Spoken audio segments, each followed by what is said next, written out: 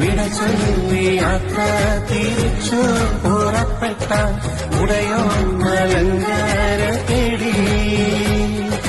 യാത്ര തിരിച്ചവരേറെ സഹിച്ചതാ